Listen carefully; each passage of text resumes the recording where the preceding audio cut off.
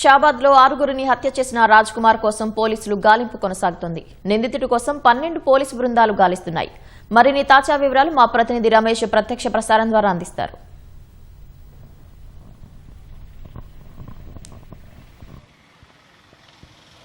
ఆరుగురిని అత్యంత కిరాతకంగా హత్య చేసిన నిందితుడు రాజ్ కుమార్ కోసం పోలీసుల గాలింపు చర్యలు అయితే ముమ్మరం చేయడం జరిగింది. ఇప్పటివరకు దాదాపు 9 మాత్రం బృందాలతో పాటు ఇటు గాలింపు చర్యలు చేపడుతున్నప్పటికీ అతను ఆచూకీ లభించడంతో కూడా మరొక 3 బృందాలు కూడా పెంచి గాలింపు చర్యలు అయితే ముమ్మరం చేసినట్లు కూడా అధికారులు అయితే స్పష్టం చేయడం జరిగింది. నిన్న నుంచి కూడా అంటే హత్య చేసిన అనంతరం నుంచి కూడా రాజ్ కుమార్ వెళ్ళిన మార్గాలను అయితే ఒక్కొక్కటి కనుక్కుంటూ తర్వాత అతన్ని ఉపయోగించిన కారుతో పాటు అతనికి సంబంధించి కూడా 12 సిమ్ కార్డులకు సంబంధించి కూడా వెరిఫికేషన్ అయితే ఇప్పటికే అధికారులు వెరిఫికేషన్ చేసినట్లు కూడా చాలా స్పష్టంగా అధికారులు అయితే చెప్పడం జరిగింది. కానీ దాంట్లో అతను ఎక్కడ కూడా ఒక సిమ్ కార్డు కూడా అతను వినియోగించకపోవడం, తర్వాత గతంలో దాదాపు 12 సిమ్ కార్డులు కూడా అతను వినియోగించినట్లయితే అధికారులు గుర్తించడం జరిగింది. దాని నుంచి వారి బంధువులకు కానీ వారికి సన్నిహితులకు సంబంధించి కూడా ఏదైనా కాల్ చేసి ఉండొచ్చు అని చెప్పి ఒక అనుమానంతో కూడా వాటిని పూర్తి స్థాయిలో వెరిఫికేషన్ అయితే చేసి తర్వాత కాల్కు సంబంధించి కూడా దృష్టి పెట్టడం జరిగింది. అయితే నిన్న హత్య చేసిన తర్వాత ఇక్కడ నుంచి అయితే తన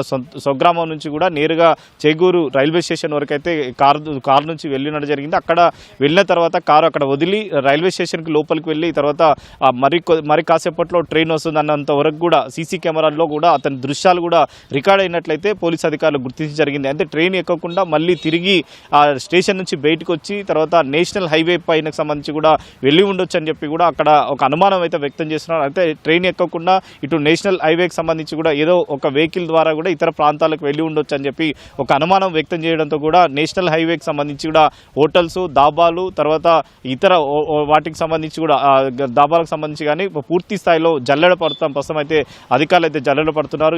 ఇప్పటికే అంటే ఇటు అతను ఎక్కడైతే తప్పించుకోవడం జరిగిందో అక్కడ నుంచి ఇటు జడ్చర్ల, మహబూబ్ నగర్తో పాటు ఇటు కర్నూలు కానీ తర్వాత కర్ణాటక వైపు కూడా ప్రత్యేక బృందాలను పంపి తర్వాత గాలింపు చర్యలు అయితే ముమ్మరం చేసినట్లు కూడా అధికారులు స్పష్టం చేయడం జరిగింది. కానీ ఇప్పటివరకు కూడా అతను ఆచూకీ లభించలేదని చెప్పి కూడా అధికారులు అయితే స్పష్టం చేయడం జరిగింది. సో సామాజిక మాధ్యమంలో వచ్చే కొన్ని రూమర్స్ కూడా ఎవరు అంటే నమ్మొద్దు అని చెప్పి కూడా చాలా స్పష్టం చేస్తూ కూడా అధికారులు అయితే చెప్తారు. అయితే నిందితుడి కోసం దాదాపు 12 బృందాలకు పైగా కూడా గాలింపు చర్యలు చేపట్టడం జరిగింది. అన్ని అక్కడ ఎక్కడెక్కడి నుంచి ఎక్కడికి వెళ్ళాడు అనేది కూడా చాలా క్లియర్గా అంటే పిన్ టు పిన్ కొంతవరకు సేకరించాం. కానీ మధ్యలో సీసీ కెమెరాలు కానీ అతను మొబైల్ వాడకపోవడంతో కూడా కేవలం ఒక్క నిందితుడు మాత్రం ఉండడంతో కూడా కొంతవరకు దొరకడానికి కొంచెం కష్టకరంగా ఉన్నట్లయితే పోలీసు అధికారులు భావిస్తున్నట్టు తెలుస్తుంది. కానీ దీనికి సంబంధించి ఇంకా ముమ్మరంగా గాలింపు చర్యలు చేపడతాము. అతన్ని పట్టుకొని ఖచ్చితంగా అదుపులో తీసుకొని తర్వాత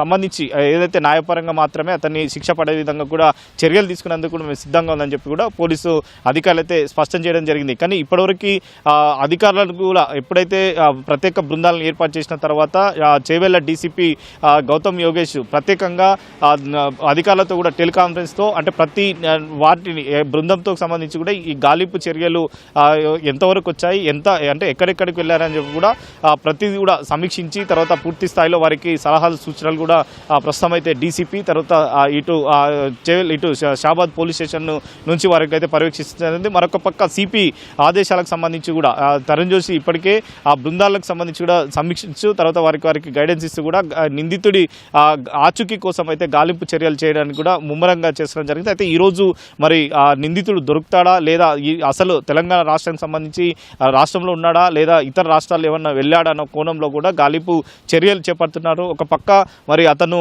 ఎందుకంటే హత్య చేసిన తర్వాత తల్లిదండ్రులకు ఇచ్చిన సమాచారం అంటే ఎందుకంటే మొత్తం 6గురిని హత్య చేసిన తర్వాత తను కూడా ఆత్మహత్య చేసుకుంటాడని చెప్పి చెప్పడంతో కూడా పోలీసులు ఆ కోణంలో కూడా దర్యాప్తు అయితే ముమ్మరం చేయడం జరిగింది. మరి అక్కడ ఎక్కడన్నా అన్నోన్కి సంబంధించి కూడా ఎక్కడన్నా సమీపంలో కానీ తర్వాత ఇక్కడ నుంచి జాతీయ రహదారి పైన కానీ ఇటు రైల్వే స్టేషన్ సమీపంలో సంబంధించి కూడా ఏదన్నా అన్నోన్ డెడ్ బాడీ ఏమైనా దొరికినట్లయితే ఆ డెడ్ బాడీకి సంబంధించి కూడా వివరాలు సేకరించి దానిలో ఆ కోణంలో కూడా అధికారులు అయితే దర్యాప్తు చేస్తున్నారు. కానీ ఈ కేసుకు సంబంధించి అయితే దర్యాప్తుకు సంబంధించి కూడా ముమ్మరంగా గాలింపు చర్యలు అయితే చేపడుతున్నారు. అతను ఆచూకీ లభించిన వారు ఎవరైతే ఉన్నారో వారికి 2 లక్షలు ఇస్తామని చెప్పి కూడా నిన్న ప్రకటన చేయడం జరిగింది. జరిగింది. అదేవిధంగా ఈరోజు కూడా అదే విషయాన్ని కూడా పోలీసు అధికారులు అయితే స్పష్టం చేస్తున్న జరుగుతుంది. ఎవరైతే ఆ విషయం చెప్పి ఉన్నారో ఆ విషయాన్ని కూడా గోప్యంగా ఉంచి ఆ సమాచారాన్ని గోప్యంగా ఉంచుతాం, అవికి ఎలాంటి సంబంధం లేకుండా బయటికి ఇన్ఫర్మేషన్ ఇవ్వకుండా కూడా జాగ్రత్త తీసుకుంటామని చెప్పి కూడా అధికారులు అయితే చెప్తున్నారు. కానీ ఖచ్చితంగా